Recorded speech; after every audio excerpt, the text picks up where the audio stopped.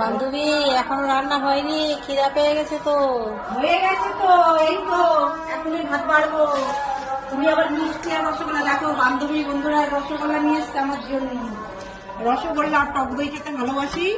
আর বান্ধবীর জন্য আমি রান্না করেছি জ্যান্ত চারাপোনার ঝোল আর কুমড়ো শাক। বান্ধবী নিয়ে এসেছিল, বান্ধবীর বাড়ি থেকে কুমড়ো শাক, এই দেখো। আর এই দেখো বাটা মাছের ঝোল। বান্ধবী খিদে পেয়ে গেছে, বান্ধবীর জন্য তাড়াতাড়ি ভাতটা বাড়ি। সকালে শুধু চা মুড়ি খেতে দিয়েছি বান্ধবীকে, বান্ধবী কিছু খাইনি। জানো ফ্রেন্ড, ভাত বেড়ে দিচ্ছি, তোমরাও কে কে খাবে চলে এসো তোমরা আমাদের বাড়িতে। এই দেখো কত ভাত করেছি।